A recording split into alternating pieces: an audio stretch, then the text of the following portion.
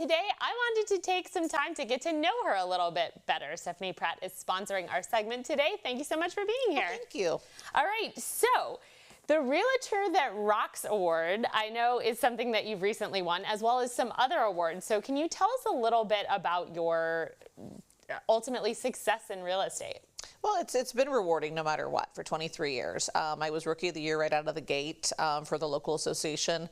I won numerous awards. I'm usually in the top 3 to sometimes 1% of Coldwell Banker internationally. Last year, we won a new award called the Duo Team Award, and Coldwell Banker internationally made this for a 2-person team or more, and nobody knew about it. And to get me speechless is something it's very rare, but I'm standing in the back and they actually announced this award. This is up in Chicago, and they looked right at me and they said, "Your face."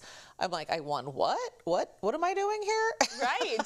So it was it was an honor to be the first one to actually have that type of team award, because a lot of times they have teams in like 3 to 5 to 10 to 20, and some of these teams are like very big, and I have a very small team and I like it that way. I like to be able to manage, and I would bring more people on, don't get me wrong, but I want to bring the right people on, and I want to be able to work with clients. I don't want to just manage people. Right. I love the interaction with my clients. Yeah, from previous conversations that we've had, I know that you really like being there for your buyers and sellers. So Yes. Ultimately, it makes sense to me that you would want to keep your team a little bit compact. That way you still have that sort of personal touch. So I can actually I just like people. I like to be involved in that. So, Right. I mean, marketing, and as you know, marketing, I love to market with houses and stuff, and I love the buyers.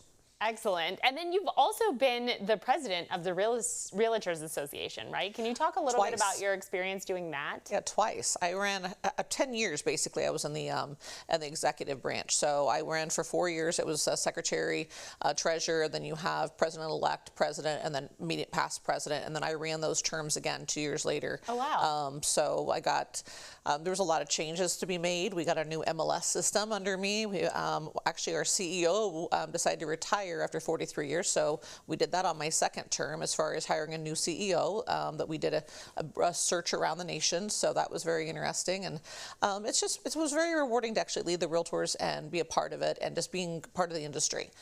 Right, yeah, absolutely, and I feel like being such a leader in the industry for sure as well. Yes, we had a lot of changes. I think that was one thing that I actually just kept doing. I'm like, well, if I'm going to complain about something, I'm going to get on a board and I'm going to do it. That's really smart. So it's that whole, if you want something done, do it yourself sort of mentality.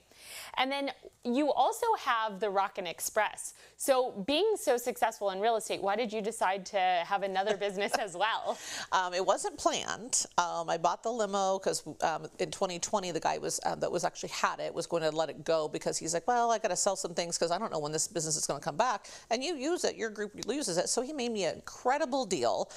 Even had my dad try to talk me out of it, and he couldn't. So I'm like, well, I know where I can keep it, and so that worked. And then people wanted to use it. I'm like, wow, okay. So that's when I thought, well, let's just do the party bus because maybe that would be better.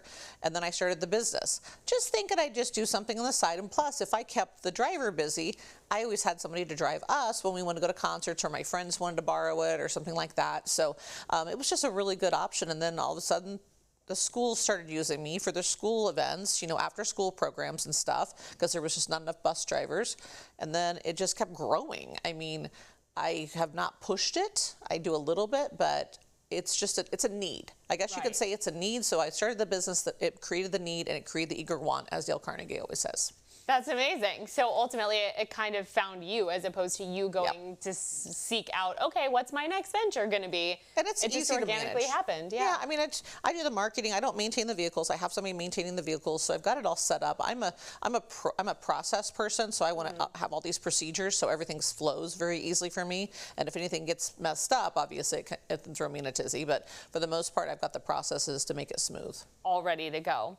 And then, what is your personal motto? Do you have any advice to share with viewers? Always be glad you did rather than wish you would have. That is my favorite. What a great saying. Yeah, I was on my high school wall, and I've never forgot it. And I've only had maybe a handful of small regrets in my life because of that. Well, and it's never too late to go back and And correct some of those, I feel like, because some people are maybe like, a couple I can't. well, maybe, but I feel like a lot of times people are like, oh, if I was younger, I would do this. Oh, if I was whatever, I would have started this. But I feel like it's never too late. That's a little different. Mine's more, I could have been on the tour bus with Bret Michaels and, you know, went for a weekend, you know, with a whole band and stuff. I'm like, well, I can't do that kind of stuff. Right. Those are my Sometimes small that's- regrets. Right. Well, once in a lifetime opportunity. Yeah, those are my regrets. Usually I don't have very many. So But that's a good story, though. Yeah. You still have the story. I do. Well, thank you so much for being here and for Thank you. sponsoring our segment today. Thank you. To learn more about Stefanie Pratt or to rewatch any of the segments from today's show, just visit us on our website, ciLiving.tv, and we would be happy to connect you.